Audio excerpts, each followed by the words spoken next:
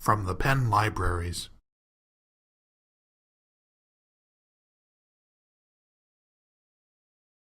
Our second speaker, Rosemary Frasso, teaches in the Masters of Public Health.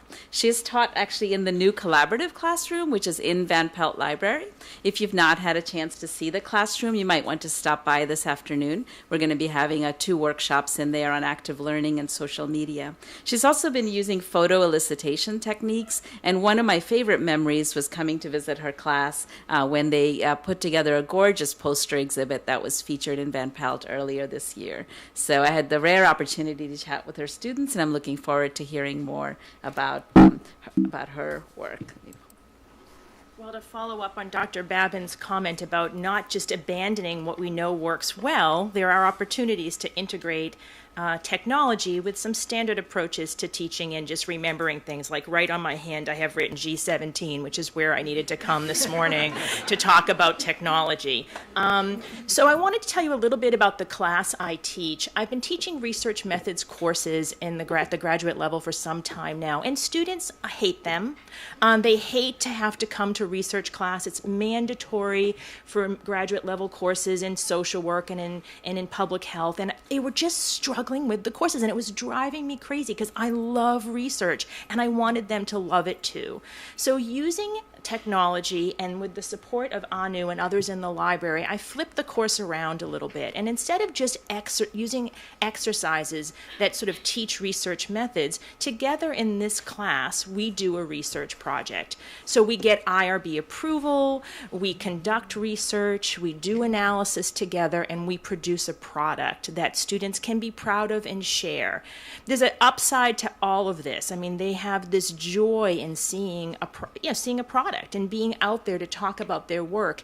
And the downside for me is that I promise them that we'll try to publish it. So that means once they graduate the program and they're done with the class, I still have them on my palette. I'm still working with students from 3 years ago on manuscripts from the data we collected in that class. So it takes a little while to kind of flush them through if you make this kind of commitment. But it's a win-win for everybody because they're involved in manuscript development and publication. I'm getting manuscripts out of a course, that otherwise wouldn't result in a product in this way. So here are some pictures from the integrative classroom. And what you see happening here is we don't have the paper flip charts because the integrative classroom has this really cool wall that you can write all over. It kind of took me a while to get over it. I'm like, really? We can write on the wall? So we would write on the wall, and we're doing something called a nominal group technique. So we're in the class, instead of just sort of learning about how to gather information and set priorities, we employ the strategies to set the agenda for the semester. So using nominal group technique, a qualitative approach to priority setting, the class determines what we're going to study for that semester. We're going to study research methods, but we need a topic to hang our hat on. We need to explore something, and they together determine it. So I never know what the course is going to be about every year. I know what strategies we'll employ to understand that phenomena, but I don't know what the phenomena is.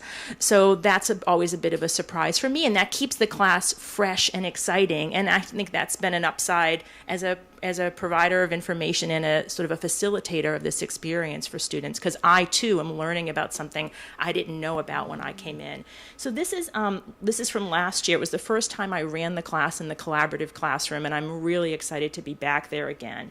So what we decided to do in this class, or what the class chose to study, was pressure on campus. There had been, as you all know, a lot of issues with suicidality on campus last year. These were mostly social work and public health students. This was on their radar, and they wanted to understand more about the campus environment and what might contribute to some of the issues of pressure that students were feeling. So we spent a day trying to land on that topic. There were 4 or 5 topics that were competing for this, for our mission for the course, but that's where we landed on studying pressure, and we decided that we would explore issues of pressure among graduate students because a lot of attention on campus had been paid to the undergraduate community, rightfully so, but this was a graduate group of students who felt like they were also sort of struggling in many ways and wanted to use the class to explore that experience and see if they could help the university move forward in their agenda to support students.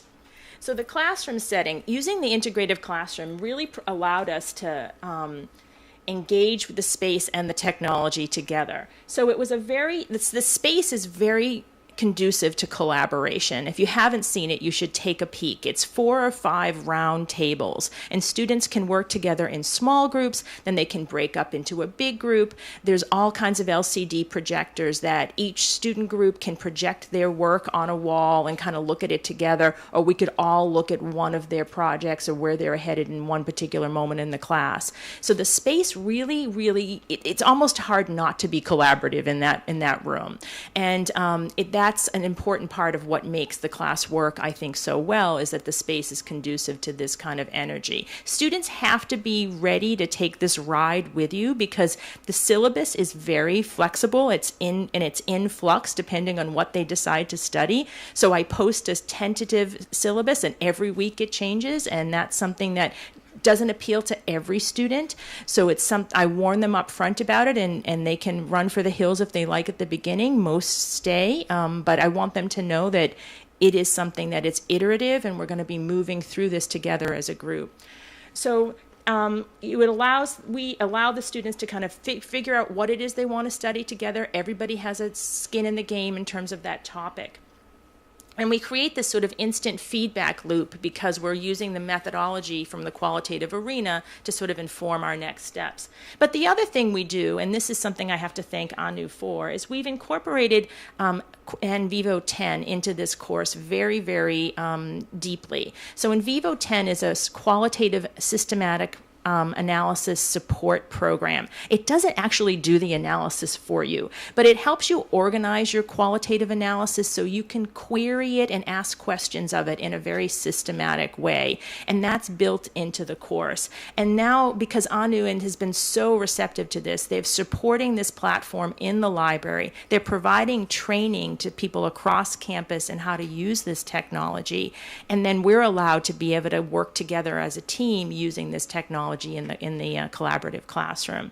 So if you're interested in, there's sessions in the library on how to use it and how to employ it. And the other software we use in this class is called Anthropac. And just the beauty of being able to do that in this space and be able to put the software up for all to see and to engage in the analysis with the students has been really, really a rich and valuable experience. And they walk out of the class, they're able to list on their resume that they know how to employ these tools, and they can sort of write about the work they did together and where it led folks across the university. It's going to use the buttons. So Anu mentioned that we use photo elicitation in this class. Photo elicitation is one qualitative approach where you ask folks to take a picture about a topic and to come back and you meet with them and you conduct an interview based on the pictures they took. Now, because everybody's walking around with a camera that's nicer than anything we owned when we were children, just in their pocket, this is something that's working really well across campus. So students in my class each had to identify a research participant from among the graduate schools across the university. They met with the research participant. They told them that we were trying to appreciate and understand the pressure that graduate students feel. And then they asked them to just keep their camera handy during the course of a week to take pictures when they thought about pressure, and then to bring those pictures back, and they would interview them based on a discussion of the photograph. So they would say, "Oh, this is a picture you took. Tell me why you took it. What were you thinking when you took this picture? And how did this picture make you think about pressure?" And these are some of the pictures and some of the quotes that students shared. Not just the students in the class, but the students they engage with across the campus. So I'll just share a couple of quotes with you from this study. So the first is a picture of a young person asleep in the library, and the interviewee, the student participant, said, "I felt like I've definitely been in this situation where you have a fraction of time, maybe 40 minutes in between classes, and it's not enough time to go home, but you're just wiped." So we got to speak a little bit about sort of this pressure students feel around exhaustion and kind of spinning their wheels. And this led to a really rich conversation with the participant around sleep and the value of sleep, and how graduate students often have to forego that. They are going to sleep in 2 years when they're done, and they're not going to sleep while they're here. And that's something we felt was very important to share with the Penn community. As professors, we want to know our students are really sleep deprived, and this is something that came across in many interviews, this lack of an opportunity to put your head on a pillow and not think about anything. The next picture that was shared with a student in my class by a student in the community is a lot of medication, as you can see. And the student participant said, I think it's probably their self-selection. As graduate students, they are people who are perfectionists, and people who are very intelligent and tend to suffer from anxiety or depression or other issues associated therein. I feel that that's somewhat of a universal thing with the people that I talk to.